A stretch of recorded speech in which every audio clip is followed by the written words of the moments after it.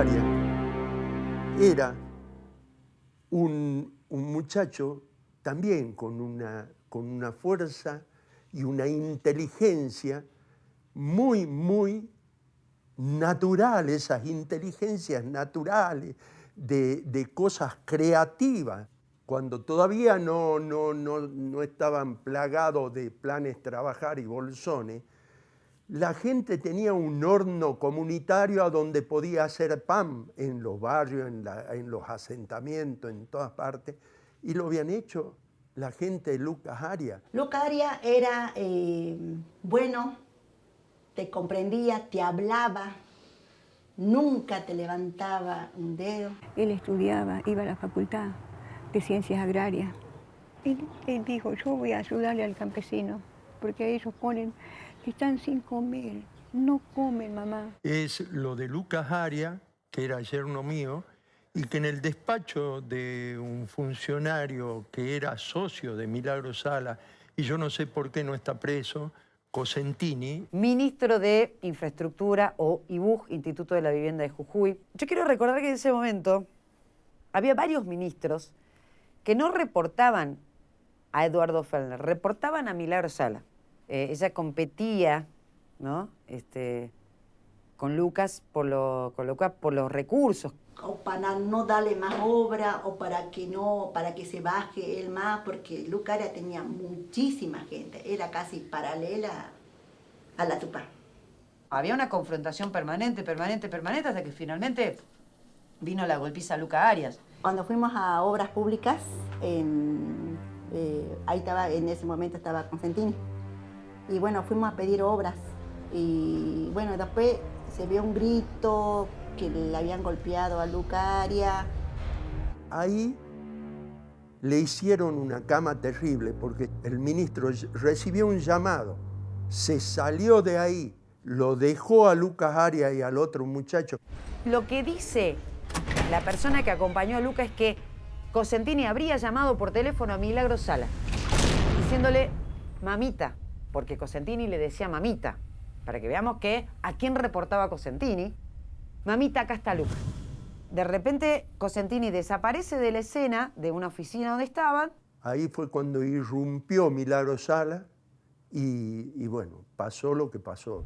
Llega Milagro Sala con una turba de muchachotes, digamos los típicos de la vagancia, los que hacían el trabajo sucio. Con 15 tipos ahí masacrándolo.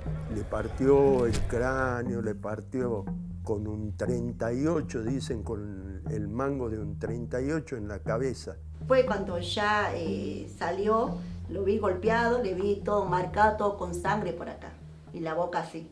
Y después que le pegó hasta el hartazgo y dejar la cara de Luca marcada en la pared blanca de una oficina del Ministerio, estoy hablando del Estado. Cuando subí la escalera ya había sangre.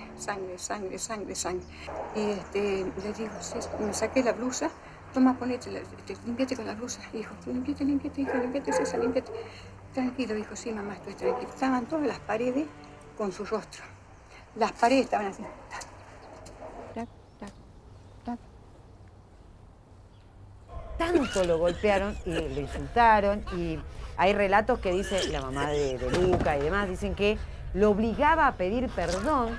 Y estaba él todo con sangre, ya, ahí se lavaba. Y de acá le salía la sangre así. La sangre le salía chorro de acá. Sí, cuando murió Lucas Aria, no sé si se acuerdan, era toda la avenida la bandera, la avenida esa, la ruta, lleno de gente, como lo quería la gente. Mi hijo nunca no se compró ni una bicicleta en todos los años que trabajó con las organizaciones sociales. Ha sido un hombre honesto, ustedes lo deben conocer, luchaba por la gente, amaba a la gente. Y les pido disculpas. Y hoy me voy bien, porque he podido expresarme para que la gente sepa que no es un cuento lo que se dice que lo pegó, sí lo pegó. Y estuvo ella dirigiendo, ella fue la autora y ejecutora de todo esto, señores. Tiene que estar presa por asesina.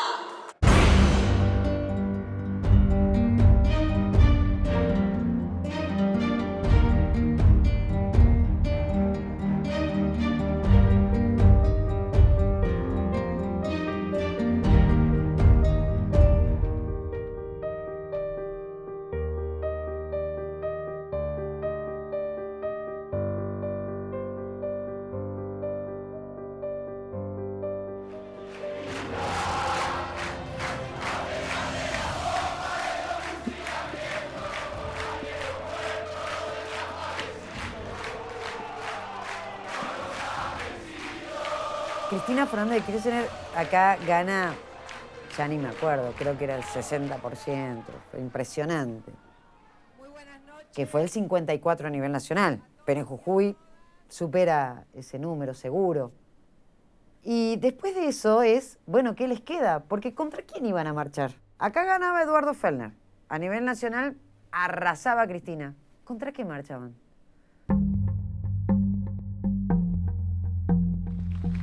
Nosotros en la legislatura no vamos muertos de hambre como muchos han llegado.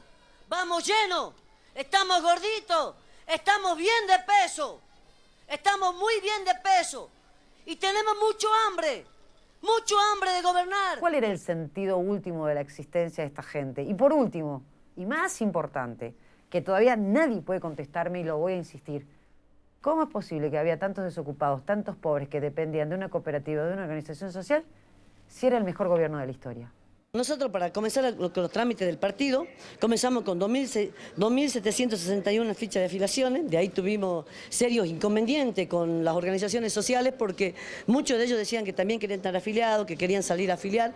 Y en la segunda presentación hicimos 70.556 fichas. Creo que lo más pesado para mí en todos los años que he estado en la Tupac ha sido cuando la flaca incursionó en la política.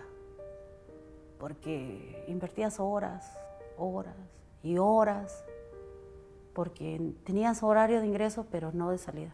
Vivías en la sede prácticamente. Me acuerdo que cuando ella incursionó en el tiempo de política, nunca llegaba a mi casa a almorzar. A veces llegaba a 3, 4 de la mañana a dormir, a veces ni a dormir, a escuchar los pleitos en casa y luego estar otra vez 2, 3 horas, 7 de la mañana ya tenías que volver a tu trabajo. Los años de la Tupac me quitaron mucho. No te preguntaba. Vos tenías que llevar 1.000 personas, afiliar 1.000 personas. Vos tenías que afiliar 1.000 personas. Cada dirigente, 1.000 personas. 1.000 personas acá, 1.000 personas. Otros 2.000, otros 3.000. Y donde la próxima semana vamos a hacer la entrega de 27.000 fichas. Queremos llegar a las 100.000 fichas. Era obligado a entregar, no es que era el, viste, que ella salía, no sé si buscaste imagen donde ella salía festejando, que llevaba las afiliaciones. Tenemos, bueno, si todos sabíamos acá que esas eran afiliaciones truchas. Tenías que conseguirlo. No había otra. No había otra opción. Tenías que conseguirlo. Digamos. Si no, te cagaban los sopapos, te puteaban. Y ya sabía que se te venía algo feo, digamos. Por ejemplo, iban a las personas, los que salían a afiliar afuera, y le decían que era para una tarjeta alimentar, que no sé qué, y le rescataban el documento, le hacían firmar con la necesidad de eso, le hacían firmar la afiliación, y la gente con tal de agarrar y de poder recibir algún beneficio, la firmaba. Y ya sabíamos que era una afiliación trucha. Después llenaban todos los datos, todo, y la mandaban como que estaban afiliados. Y la ideología, en este caso, es la que impera por encima de cualquier principio, de cualquier valor. Uno esperaría que la progresía, entre comillas, la izquierda, el justicialismo, fuera mucho más sensible que cualquier otro tipo de movimientos o de corrientes frente a las injusticias, frente a los abusos. Eso no sucede en el caso de Milagros Sala, a mi juicio, porque hay 3 elementos que les ciegan. En un personaje que ellos consideran uno de los suyos. Milagros Sala es una de los nuestros, con lo cual hay que protegerlo, independientemente de lo que haga. Pero a esas corrientes, a esos movimientos, a esas organizaciones y a esa parte de la sociedad que se identifica con el kirchnerismo, fundamentalmente, eso no le importa, porque su objetivo es sostener el poder, victimizarla, crear un mito y convertirla en algo parecido a Santa Milagro. Cuando yo me siento hoy a pensar, mis hijos eran pequeños, yo sé que peleé por un mejor lugar para ellos, pero descuidé muchas cosas, descuidé su infancia, el compartir, descuidé mi familia, algo que no te perdonan los hijos hasta hoy, ¿no? Votá Milagros Sala, diputada provincial. Votá lista 508. Cuando de pronto empezás a ver que empieza a surgir un éxodo.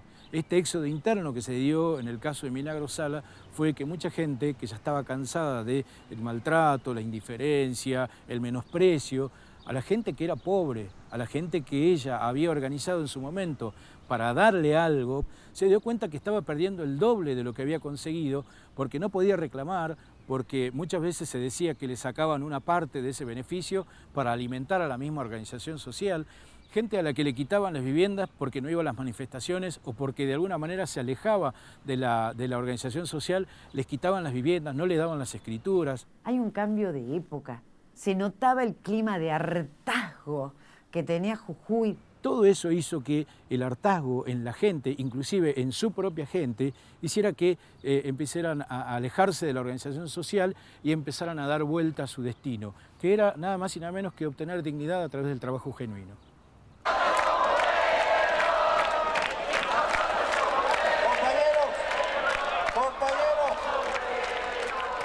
Milagro Sala consigue, con toda esa estructura y ese montaje que tiene en Jujuy y fuera de Jujuy, que se irradia una imagen de ella que es totalmente falsa, pero hay un lobby muy fuerte que está muy bien hecho y mediáticamente muy logrado por parte del kirchnerismo. No nos olvidemos que ella funciona bajo el paraguas del kirchnerismo. Sin ese paraguas, Milagro Sala no hubiera existido. O sea, recordemos que el gobernador Fellner era un objeto de decoración, funcionaba como un jarrón chino.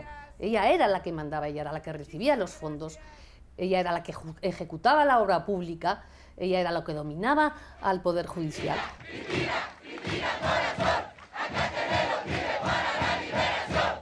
Hace unos instantes visité este ingenio que alberga más de 1.500 trabajadores y que vamos a ayudar al grupo empresario que hoy lo ha puesto en marcha. En realidad se puso en marcha el 8 de julio cuando se prendieron las calderas. Yo estaba en Tucumán. La gente empezó a sentir que ya basta de no poder circular por tus calles, de no ser dueño de tus calles. No éramos dueños de la Plaza Belgrano, no éramos dueños de una calle entera que es la Alvear, donde estaba la sede de la Tupac, y no nos permitían pararnos en esa calle, ni circular de vez en cuando ella tenía ganas. Mucha gente que invirtió en la provincia se fue de la provincia porque la veía inviable, porque sabía que perdía mucha plata por el turismo, por la producción. Pero no podías caminar por la vereda, no te podías parar por la vereda porque salían los tipos de la Tupac que habían comprado media calle, además, la del frente y la del otro lado, y te decían que tenías que circular como en la dictadura, cortaban los puentes, las calles, ya ni sabíamos para qué. No éramos libres en nuestra propia casa. La violencia era el lenguaje y era la forma en la que se podía, entre comillas, o había que vivir. ¿Por qué te digo esto? Porque mucha gente se convenció que si no hacías esas manifestaciones violentas y callejeras, nadie te escuchaba. Vos sabés que se instaló esa idea. Por la victoria de la familia, por la victoria de la educación, por la victoria de la salud, por la victoria de nuestros ancianos, por la victoria de nuestros niños, por la victoria del futuro. Cuando llega el 2015, pierde la elección Eduardo Fellner y pierde la elección por Milagro Sala. Se viene el momento de definiciones, compañeras y compañeros. Es muy importante que militen en los días que quedan, para que quede una conciencia profunda en el corazón del pueblo jujeño. Creo que ella se vio perdida cuando pierde Scioli, se vio absolutamente derrotada. Y a mí me parece que ahí jugó el ego. La aconsejaron que renunciara a la banca de diputada provincial para asumir luego en el Parlasur. Ella renuncia a la banca de diputada provincial. ¿Qué te da la banca de diputada provincial? Fueros. Fueros. Y ella había ganado el Parlasur. Ella es diputada, no asumida, pero electa en el Parlasur. Entonces mi viejo le dice, asumí, flaca, para que tenga los fueros, asumí. Y la Milagro le pega un chirlo, pero no un chirlo así, ¿no? En la cabeza, a mi viejo dirigente de años. Le pega y le dice, cállate, viejo pelotudo.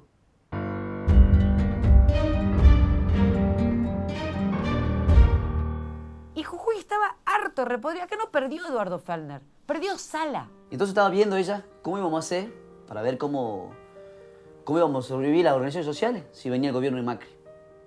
Vayan a comprar carpas, compren las carpas, que vamos a ir toda la campa. Manden a comprar las carpas a su gente que vamos a ir a tomar la Plaza Belgrano. Cuando gana Gerardo Morales las elecciones en Jujuy, después de más de 30 años de peronismo gobernando, ahí se produce un fenómeno que es la mano pulite en lugar de en Italia, en Jujuy.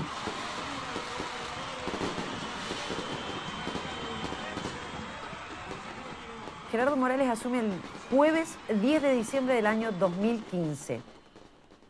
El lunes, es decir, pasa el viernes, juran los ministros, en fin, sábado, domingo, y el lunes, 14 de diciembre, ella baja 8 de la mañana con una turba de 10.000 personas y toma la Plaza Belgrano, los alrededores de la Casa de Gobierno. Prácticamente queda sitiada la Casa de Gobierno, quedó sitiada, la legislatura sitiada, la Casa de Gobierno, el Hospital San Roque, los comerciantes, la Plaza de Belgrano, digamos, fueron casi 15 cuadras a la redonda, intransitables en Jujuy.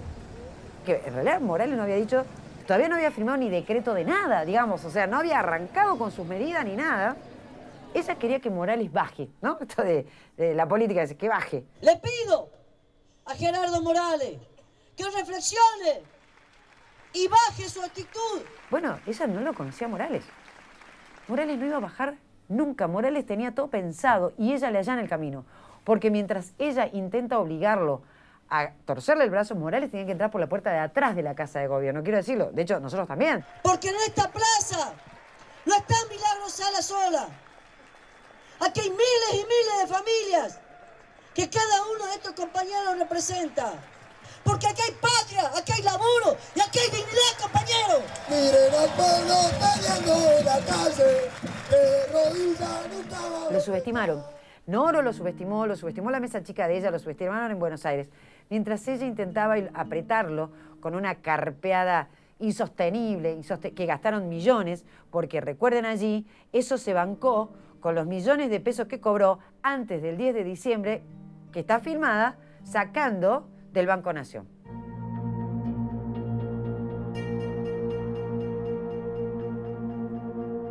A nosotros, a las organizaciones que estamos acá, no nos asusta la bancarización.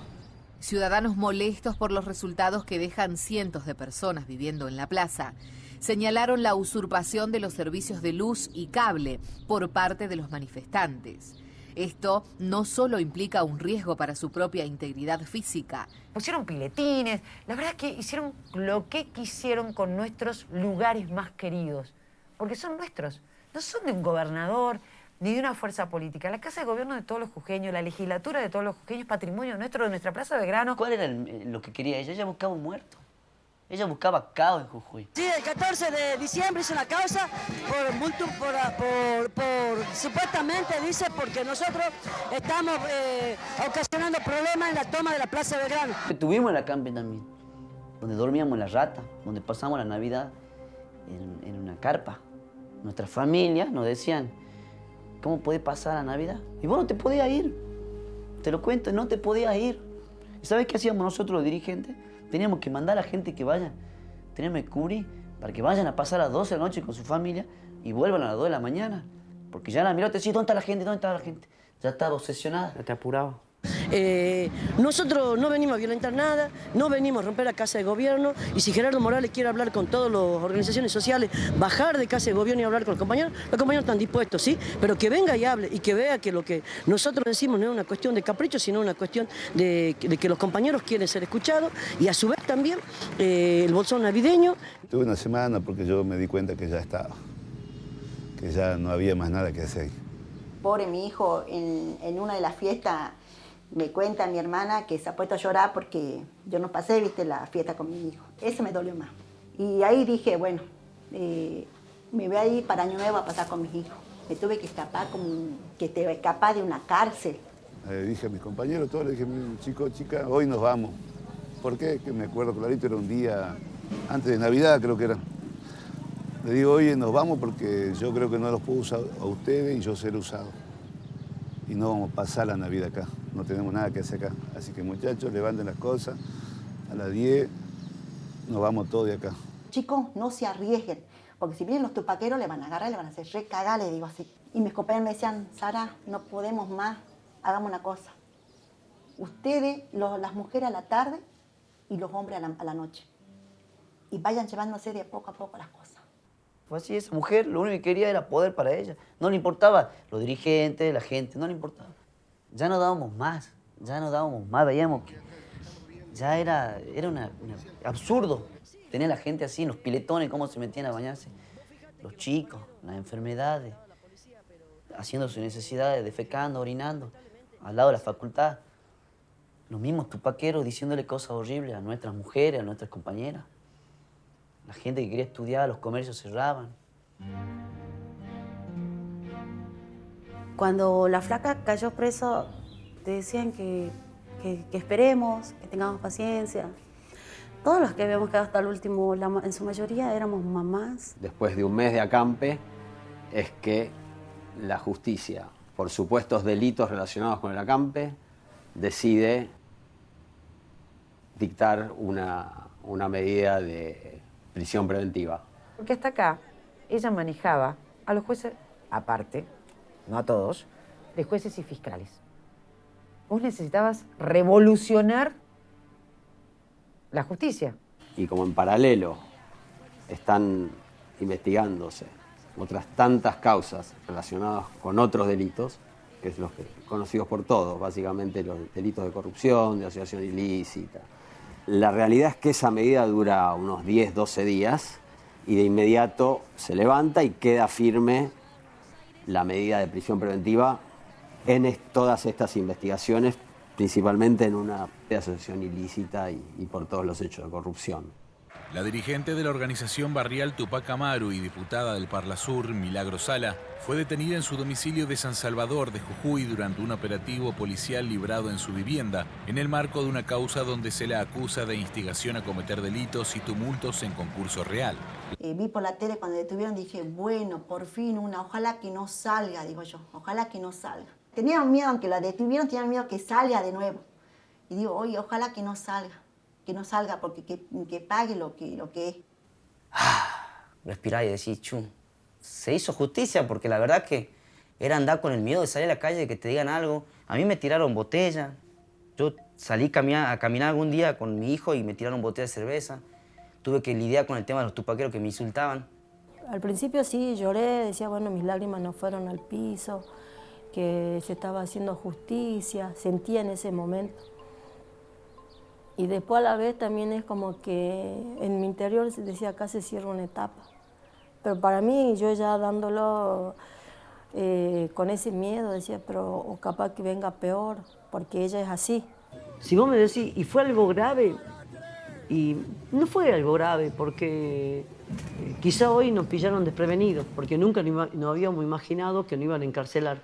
Cuando la flaca cayó presa fue un desazón, porque teníamos sueldos pendientes, maestros, salud, cooperativa, delegados, todos quedamos en el aire. Se vino mucho momento de incertidumbre porque se vino todo abajo. O sea, muchos se fueron del acampe, nosotros no sabíamos si quedarnos o irnos porque, digamos, no era tanto por mí, sino por la gente que teníamos.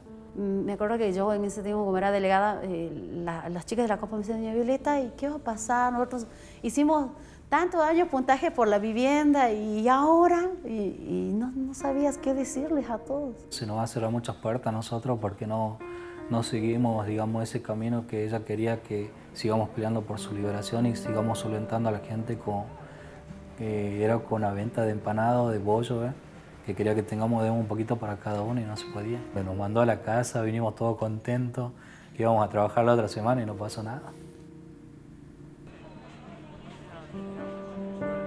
Cuando nosotros ya decidimos plantarnos como personas que estábamos fuera de la Tupac, que ya no pertenecíamos a la Tupac, fue cuando aparecieron la Tupac otra vez, un grupo de choque que vino a separar más el grupo, vino a hacernos quedar como que nosotros éramos que traicionábamos a la flaca, éramos unos vendidos que arreglamos con el gobierno, pero en ningún momento, y chicas, estos 2, 3 años, ¿de dónde comieron? ¿De dónde llevaron el pan a su casa?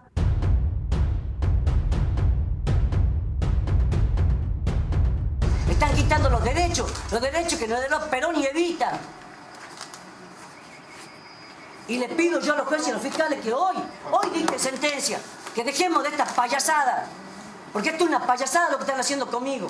Yo llevaba mucho tiempo siguiendo el fenómeno Milagros Sala y el fenómeno Jujuy, lo estaba pasando allí, ¿no? La Amnistía Internacional de Buenos Aires convocó una rueda de prensa, habían realizado un informe en el que las conclusiones a las que habían llegado era Milagros Sala realmente era una víctima y que estaba detenida ilegalmente y que había que liberarla, y era de apoyo infinito o sin límites a Milagros Sala. Y yo le pregunté a la gente de Amnistía Internacional, aquella sala estaba llena, y luego yo tuve unas palabras con la delegada de Amnistía Internacional, que era una mujer encantadora, y me dice: mira, Carmen, las conclusiones de este informe están hechas en base a los documentos que nos da el gobierno. Nos los da el gobierno. Entonces, sobre esos documentos nosotros llegamos a estas conclusiones. Y yo le pregunto: ¿pero alguno de vosotros ha ido a Jujuy? ¿Habéis ido sobre el terreno? ¿Habéis hablado con alguien? ¿Habéis entrevistado a alguien? ¿Habéis escuchado a alguien? Y me dice: no. Y digo: ¿cómo que no? No había ido nadie. Y dice: no, es que nosotros no funcionamos así. Amnistía funciona con estos informes. Si el gobierno nos hubiera dado esos testimonios que tú me estás contando, porque yo le empecé a contar mi experiencia, digo: es que esto que decís es un disparate, y la voz de Amnistía Internacional era importante. Pues no, eso no fue lo que hizo Amnistía Internacional, lamentablemente. Nosotros lo que hicimos fue presentar una denuncia por delitos de lesa humanidad ante la Comisión Interamericana de Derechos Humanos. Había tratos crueles, inhumanos y degradantes hacia personas que formaban parte de la Tupac Amaru en algunos casos, o contra simples ciudadanos que la señora Sala y su grupo veían como un obstáculo para alcanzar sus fines, en general fines totalitarios. Tenían como finalidad tener todo el poder, apoderarse de los sindicatos, apoderarse de organizaciones de barrios, de sociedades de fomento. No había ninguna instancia de la sociedad en la que esta gente evitaba meterse. Ellos tenían que estar en todos lados y dominar todo. Bajo esa situación es que nosotros concebimos todos estos daños a la libertad de las personas, sobre todo, pero también a su integridad física, como delitos de lesa humanidad. Bueno, cuando vinieron los organismos internacionales, nosotros llegamos a esta gran lucha para que nos reciban, aunque ya nos habían dicho de que ellos no iban a cambiar su forma de pensar, que ya habían venido con un pensamiento concreto, que era de defender a Milagros Salas. Se decidió desde ese organismo recibir a las víctimas, pero solo le dieron 60 segundos para hablar. Nos dieron 1 minuto a cada víctima. En 1 minuto teníamos que contar todo lo que nos había pasado para que ellos puedan entender. Nos dieron a las 6 de la mañana en el hotel Howard Johnson para entrevistarnos. ¿Para qué? Para que no llegue nadie. Pero nosotros a las 5:30 estuvimos todos en el Howard Johnson. En 1 minuto dije que a pesar de que estaba presa Milagros Salas, ella seguía digitando. Y eso hay que agregarle que al menos 3 de estas víctimas que concurrieron a ese lugar fueron amedrentadas mediante diversos hechos violentos para que no asistieran. Nos atacaron para que no lleguemos. En el caso mío, me tiraron gas pimienta en pleno casco céntrico. A mí me amenazaban acá, me tirotearon la puerta. El día que iba a viajar, y abrí la puerta y había un uniformado ahí y me dice: vos no vas a ningún lado, pues te vamos a cortar la cabeza. Y se reyó. Viajé con el ojo totalmente morado porque a una persona pretendía evitar dialogando conmigo, ofreciéndome alta cantidad de dinero para dar vuelta a todo el testimonio que nosotros teníamos, y al no acceder me pegó una trompada en el ojo. No, al Congreso no hicieron, pero no nos dejaron entrar, Con ayuda de gente de ahí nos tuvimos que infiltrar porque no nos dejaban pasar, porque sabíamos que eran denunciantes Milagros Salas. ¿Cómo serán que ya nos tienen ahí, viste? Que ya tengo la denuncia, porque en ese momento nadie quiso servirme de testigo. Toda la gente que estaba ahí Nadie quiso servirme de testigo. Ellos querían que los recibiera la Comisión de Derechos Humanos de Diputados que presidía Victoria Donda, y Victoria Donda siempre se negó a recibirlos.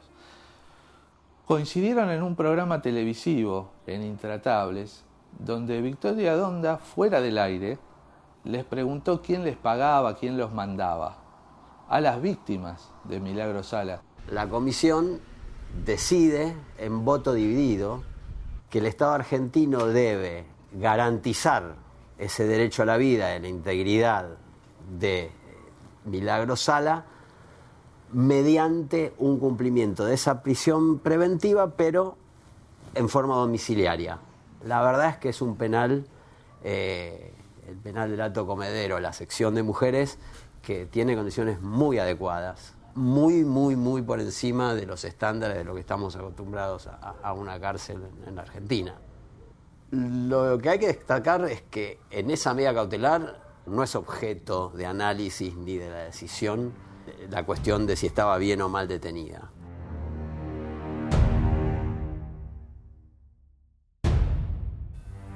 La violencia no puede ser avalada por nadie, ni por un ministro, ni por Carlotto, ni por Berbisky, ni por Carta Abierta en su conjunto, ni por Cristina, ni por el ministro de Dios en la Tierra, Francisco, ¿no? Que termina sacándose una foto con ella en el año 2013, mientras las víctimas acá rogaban por justicia. Entonces digo, hay una especie de romantización de la violencia, hasta física, que a mí me parece incomprensible. Sé que el momento por el cual está pasando no es fácil, escribió Francisco. Me he informado de algunas cosas y comprendo su dolor y su sufrimiento. Quiero asegurarle que la acompaño con mi oración y los deseos de que todo se resuelva bien y pronto. La carta entonces del Papa Francisco que le envió a Milagro Sala.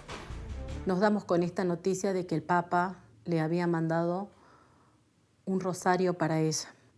Le había enviado una carta y diciéndole, dándole fuerzas, que crea en Dios y todo lo demás. No se solidarizó con la familia o con las víctimas que lloran aún. ¿Por qué tuvo que recibir a Milagro Sala y nosotros? ¿O es que no somos? Además ella dice, será Mauta, la había escuchado por ahí. El Papa dice ser representante de Dios, después de Dios está él, pero ¿qué hizo? ¿Qué hizo el Papa? La trajo, la cobijó a ella, le regaló un rosario, la llevó de allá, le llamaba por teléfono. ¿Y a dónde estuvo cuando a nosotros nos hacían pedazos? No me sentí en ningún momento contenida con él, con el ser el ministro supremo de todos los cristianos. No podía haber hecho esas cosas sabiendo quién era Milagro Sala.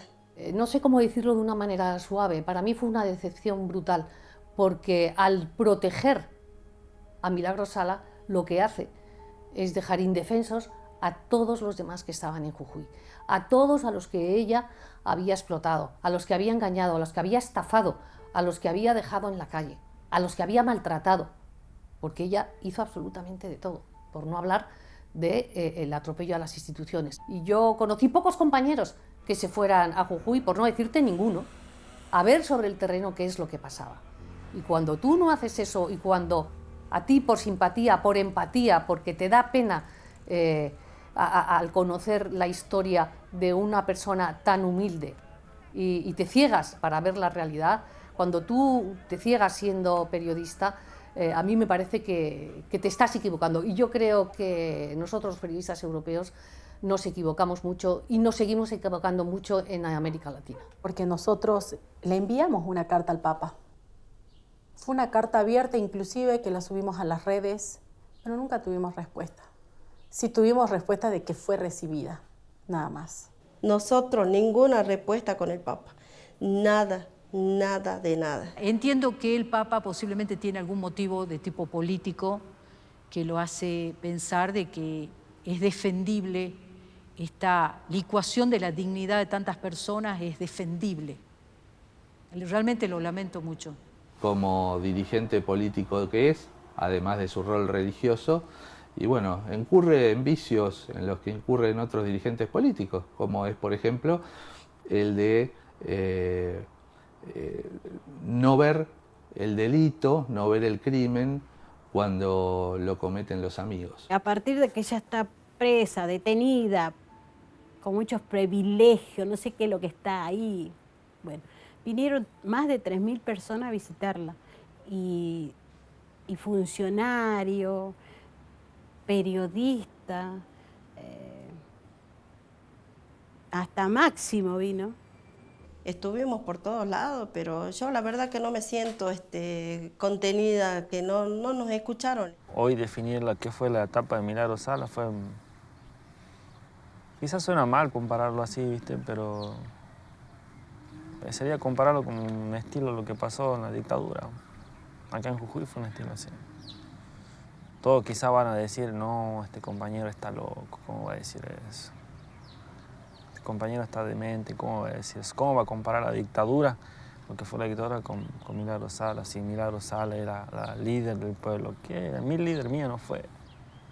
Si yo escuché a mi viejo en tiempo de los militares, que lo cagaban a palo. Ahora, con la palabra democracia y con la palabra aborigen, originario, esta mujer nos cagaba a palo a todo. Era su idea, su voz era la de todo. Vos tenías únicamente que hacer caso nada más. Si es que estabas con ella, hacer caso. No lo digo yo, ¿no? Lo dice todo el mundo. Ella tenía su propia dictadura, por supuesto avalado por un gobierno nacional. Ella tuvo la oportunidad de ser una mujer de bien. Ella tuvo la oportunidad de ser una ciudadana correcta. Ella, que criticaba a los políticos, tuvo la oportunidad de ser mejor que esos políticos. Pero no lo hizo porque no le dio la gana. Porque el poder que tenía la encegueció totalmente. Por eso yo la califico como una delincuente. Siempre insisto, digamos, me parece que tendrían que analizarlo los psiquiatras. Porque ella era violenta físicamente contra cualquiera que no estuviera de acuerdo con ella o que le generara ira.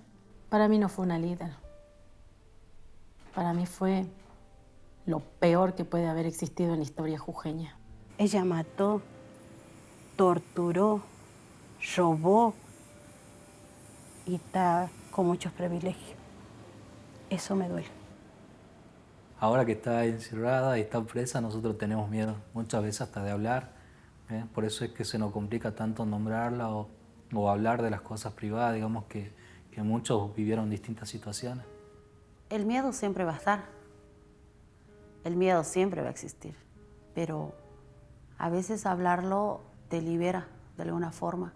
Pero hay que tener en cuenta que todos tenemos aún el recelo de decir quién era la flaca. Ahora yo estoy hablando con un miedo, que yo no sé qué pueda pasar, pero yo lo hablo para que ella no salga. Pregunta acá, te invito a vos que salgan ustedes de acá, y los invito a que salgan a preguntar a cada uno de los jujeños, pero jujeños, no te estoy hablando de los fanáticos militantes de esos K, estoy hablando de jujeños, que se gana el pan dignamente. Me gustaría que todos los que de Buenos Aires, los periodistas, los funcionarios que hablan sin conocernos, que bajen a Jujuy. Yo les invito a mi casa y que conozcan la historia de nosotros. Los invito a todos, que vengan los franceses, los españoles, los italianos, que vengan cualquiera, pero que vengan a hablar con la gente así humilde como nosotros, de barrio, la gente que ha sufrido, no que nos dejemos llevar por cosas que todos decimos, no, que fue esto, que no. Y muchos porteños que piensan que Milagro, por ahí te preguntan, Milagro es lo que nosotros decimos. Y no lo digo yo, lo dicen miles de jujeños, miles de jujeños. Yo la verdad que si ella llegaría a quedar libre y llegaría otra vez Nación a darle el poder que le han dado siempre, yo la verdad que me veo sin cabeza. Temo mucho la represalia, Milagro. Nosotros la conocemos mucho. La conocemos mucho el daño que puede hacer. Tenemos mucho la represalia de lo que puede hacernos. Temo por mis hijos. ¿qué pasa si esta mujer sale libre? Después de todo lo que me visibilicé, después de todo lo que hablé, después de todas las puertas de los medios que toqué, yo creo que esta mujer me mata.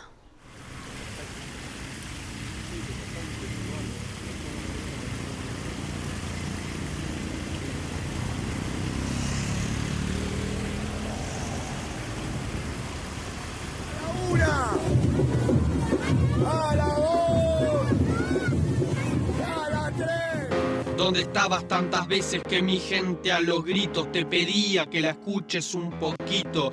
Y te creías muy loquito defendiendo a sus captores, las palizas, los horrores. Tu relato era barato y amparaba un aparato delictivo, construido con mortales correctivos que dejaron machucados tantos niños como ancianos en el cerro, en la ruta, en el río, en todos lados. Mi suplicio era su vicio y negarlo era tu oficio. Tus aplausos escondían en el templo ese edificio de mentiras y relatos que encendían el permiso para que esa cacería sea tu soberanía y te contentes. Llamando entas a los entes e impostando tus miserias como si estas fueran serias. Y reías, y reías, y reías, reías. ¡Cállate, puto! ¡Cállate, puto! ¡Te hace custodiar por la policía, marica! Desoído de tu oído, tanto tiempo grito en tu silencio que retumban las paredes de concreto, de ese barro, de mi sangre, de tu estiércol y los muertos hasta en los cimientos, los puentes, los pasillos, los tormentos, los golpes, la amargura y los tiros a los nuestros, a la tierra, a las leyes, la bandera y los ancestros. Te decían que la lucha era mucha y era estafa y era trucha. Te sentías humillado, sometido y aterrado era tu estado. Trabajando todo el día sin horario de salida, día a día era tu vida, cada día que dolía o que llorabas. Y dijiste no soporto, digo basta, y tu osadía los aplasta y en el acto tuvo impacto. Y hasta aquí me trajo, mi trabajo no tiene retorno, ni soborno, ni tu orden, ni tu atajo. Ya son nuestros los momentos, las palabras y el silencio.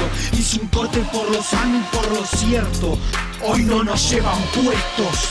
El trabajo es mi tiempo, mi familia y mi progreso. Y soy libre de decir lo que vi, lo que siento y lo que pienso. Hoy no nos llevan puestos.